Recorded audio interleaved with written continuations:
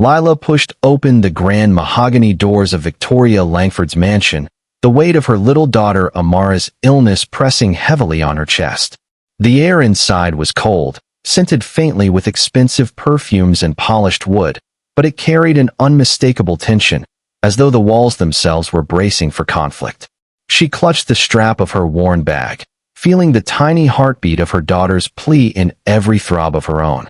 Lila had heard the rumors that no maid lasted more than a few weeks under Victoria Langford, whose reputation for sharp words and even sharper expectations was legendary. But bills didn't pay themselves, and Amara's medical care could not wait. She straightened her back, whispered, "You've got this," under her breath, and stepped further into the lion's den.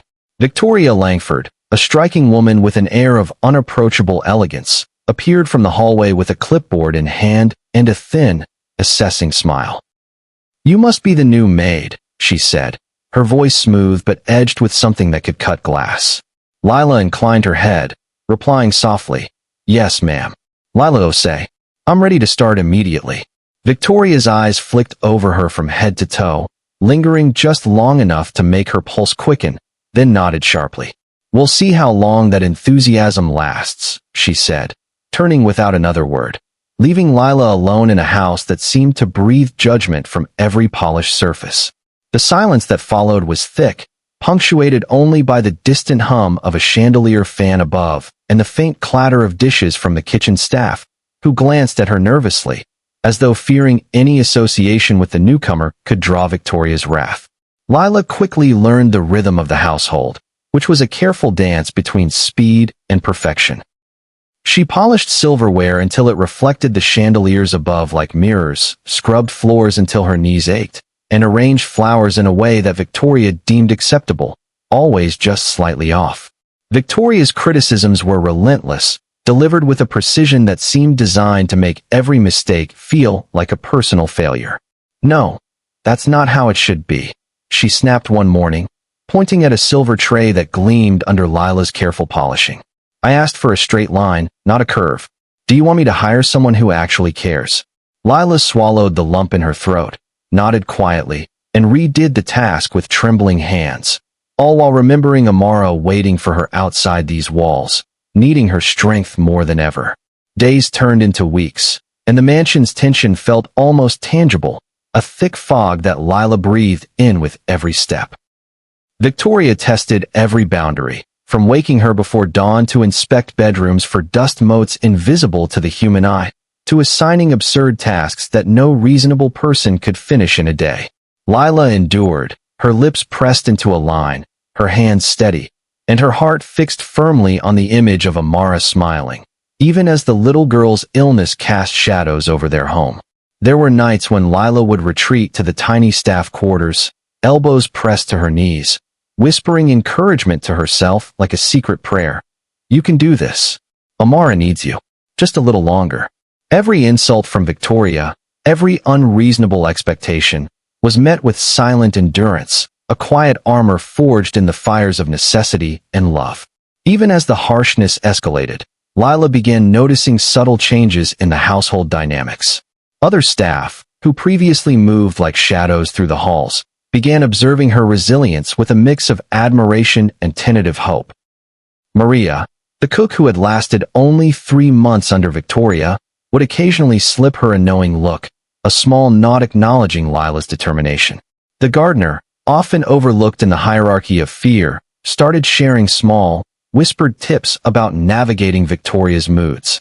It was a silent acknowledgement that Lila was different, that perhaps her purpose went beyond scrubbing floors or arranging flowers.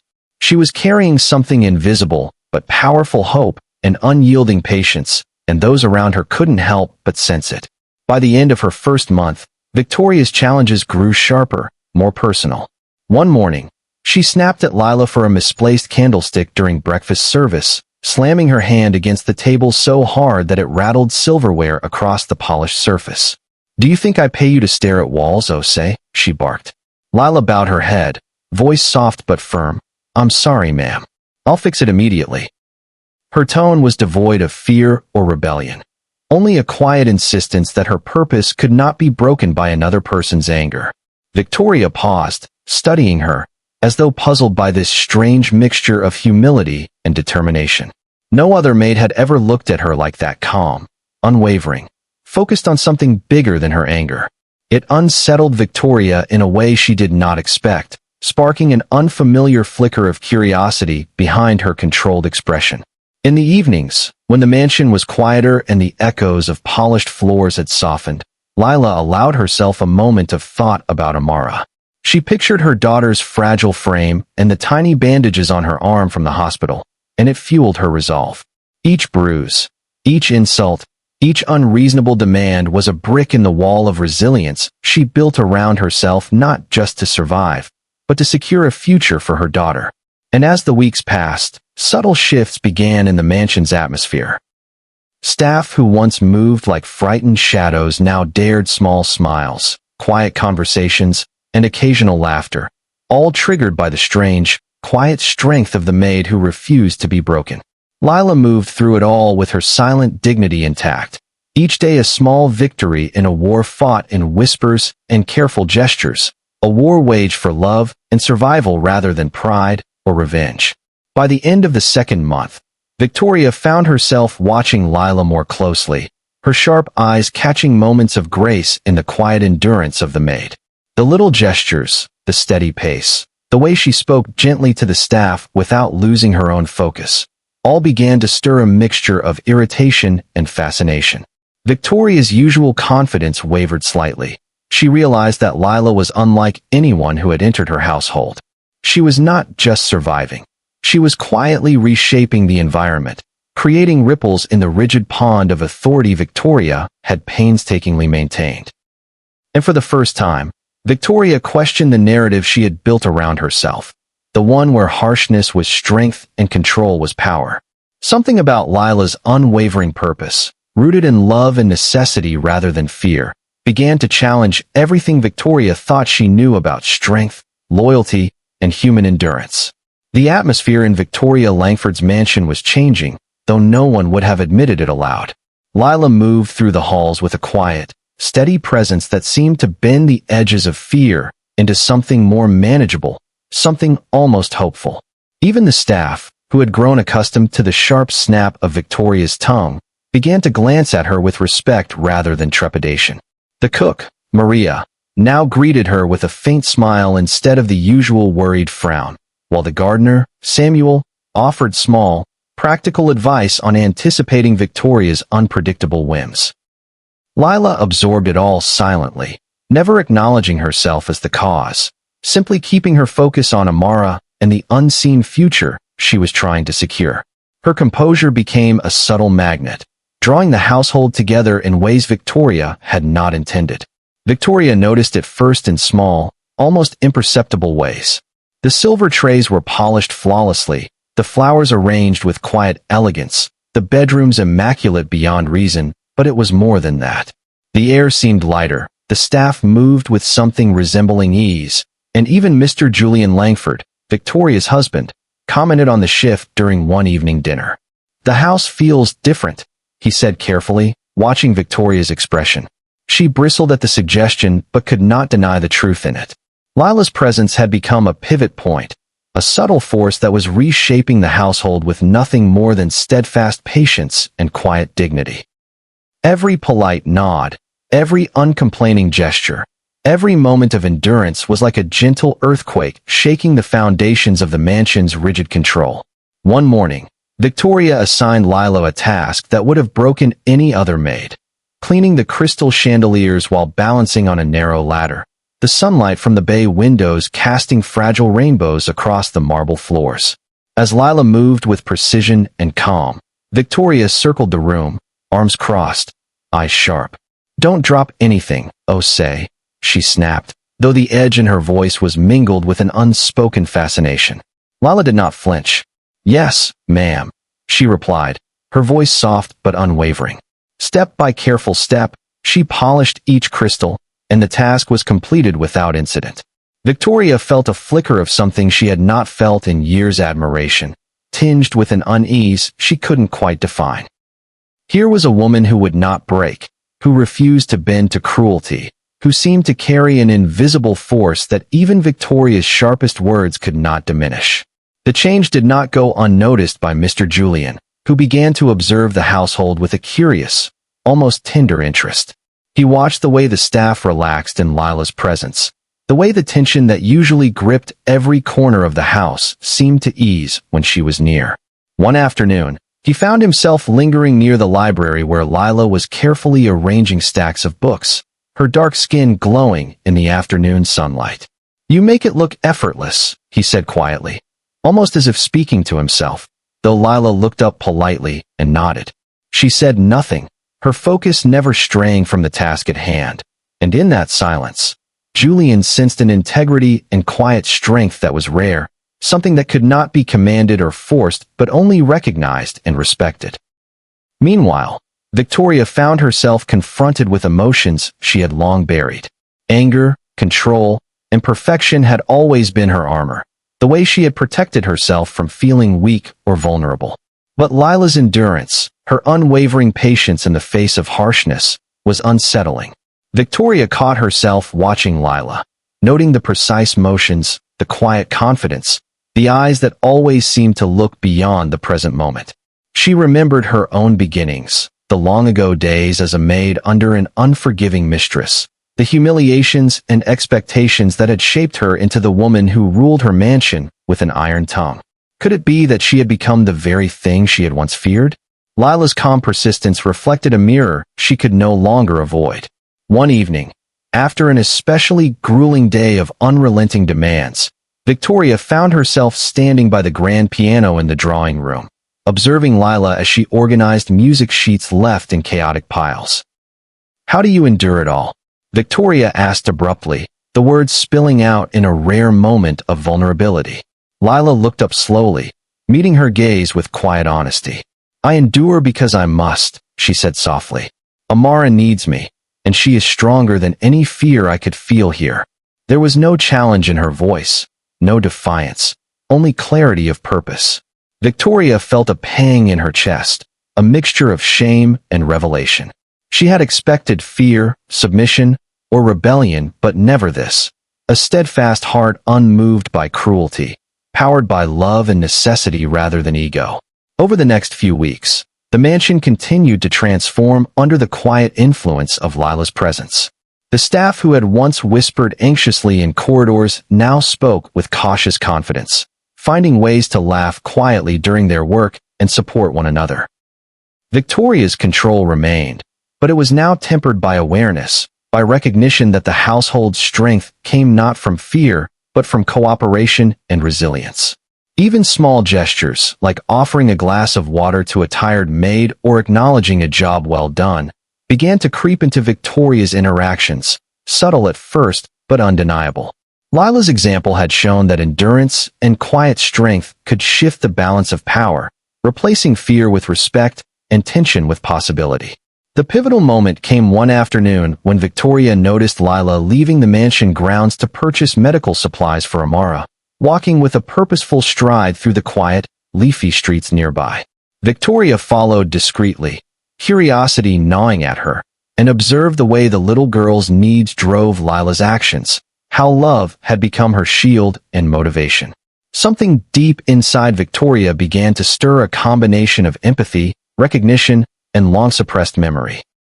She recalled the long days she had spent as a maid, the sacrifices she had made, the endurance that had once defined her own path. Lila was not just a maid. She was a living reminder of the strength born from love, necessity, and perseverance, a strength that had the power to change the atmosphere of an entire household. As the sun dipped below the horizon, casting golden light over the mansion's ornate facade, Victoria returned inside, her mind heavy with reflection. The house, once a place of fear and rigid control, now held the quiet hum of cooperation, of staff who were beginning to find their rhythm, their voices, and even, cautiously, their smiles. Lila moved through it all like a silent current, shaping the household not with words, but with presence, not with command, but with endurance. And in that, Victoria recognized an uncomfortable truth. She had met her match, not in conflict or rebellion, but in the steady, unwavering heart of a mother fighting for her child's life. Victoria Langford sat quietly in her private study, the muted sunlight falling across her polished desk as she thought about the weeks that had passed. Lila's quiet endurance had unsettled her in ways she had not anticipated. Each uncomplaining action, each silent gesture of patience, had forced her to confront her own long-buried insecurities. She recalled the harsh days of her youth, working under an unforgiving mistress, and realized that her relentless need for control had been a shield against feeling powerless. For the first time, she understood the heavy toll of cruelty, and she felt the stirring of empathy, an unfamiliar, uneasy, yet compelling sensation. Her eyes wandered to the portrait of her family on the wall, and for a fleeting moment, she allowed herself to imagine a life where compassion, not fear, shaped her interactions. When Lila arrived the next morning, Victoria approached her directly, a careful hesitance in her step. "Lila," she began, voice softer than usual.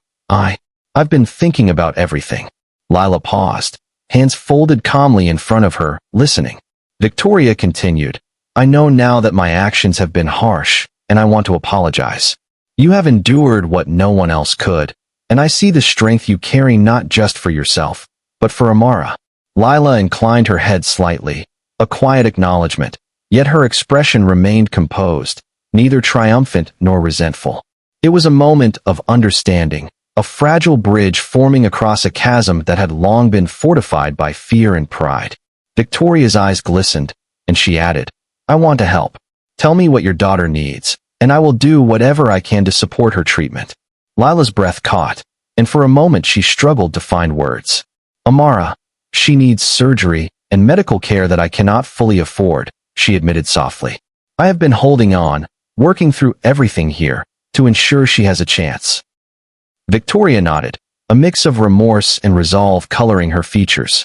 She immediately arranged consultations with doctors and connected with NGOs who could provide financial assistance and ongoing support.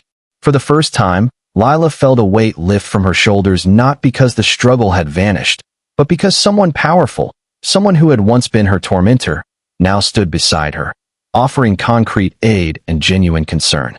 The mansion itself seemed to breathe more freely, its walls reflecting a change as tangible as the sunlight spilling into the grand hallways. As the weeks passed, the transformation within the Langford household deepened. Staff who had once moved in fearful silence now laughed, shared small jokes, and supported one another openly. Victoria, guided by her newfound awareness, practiced patience and encouragement, learning to balance her expectations with empathy. The household had begun to feel like a community rather than a hierarchy of fear. Lila, meanwhile, was recognized for her quiet leadership, eventually promoted to oversee household operations. Her guidance was marked not by strict control but by respect, consistency, and an unwavering dedication to both the staff and Amara's well-being. Even Mr. Julian noticed the profound change. He would often watch Lila calmly coordinating meals, cleaning schedules, and staff rotations with efficiency and grace, sometimes commenting quietly, "It's remarkable how one heart can reshape an entire house." Amara's surgery came and went, and her recovery was smooth, filled with the tender care of both her mother and the mansion staff who had grown attached to her presence. The moment she was discharged, Lila brought her into the Langford mansion for the first time since beginning her work there. The staff gathered quietly, watching as the little girl, once frail and uncertain, beamed with curiosity and energy. Victoria knelt beside her, placing a gentle hand on Amara's shoulder. "You are very brave," she said softly, and in that simple act, years of unspoken tension and misunderstanding seemed to dissolve. Lila watched, heart swelling, as her daughter laughed and interacted freely with people who had once been strangers, now transformed into allies and friends. The mansion, long a place of discipline and dread, had become a sanctuary of warmth, healing, and hope. In the quiet evenings that followed, Lila and Victoria would often sit together in the drawing room, reflecting on the journey that had brought them here. Victoria shared fragments of her past, admitting the deep insecurities that had once driven her cruelty. Lila listened with empathy, understanding that pain often manifests in ways that harm others, and that forgiveness could be an act of liberation rather than submission. Together, they cultivated an atmosphere of trust, mutual respect, and shared purpose, guiding the household toward a future grounded in compassion. The mansion echoed with laughter and conversation once more, and the invisible walls built by fear were replaced with connection. Lila had not only secured her daughter's health, but had also helped heal wounds that had long been ignored. The story of endurance, empathy, and resilience culminated in a household reborn, a mother and daughter empowered, and a former oppressor transformed into an advocate for kindness. Moral lesson: sometimes, the strongest hearts are the quietest, carrying love and determination through trials unseen by others. Lila's patience, guided by the need to protect her child, proved that endurance can shift even the hardest hearts. Victoria's transformation showed that acknowledging one's past mistakes and offering forgiveness can open doors. UE's strength is not in domination, but in empathy, resilience, and the courage to face vulnerability. In life, patience, compassion, and understanding have the power to transform relationships, mend broken spirits, and create environments where love, respect, and hope can flourish abundantly.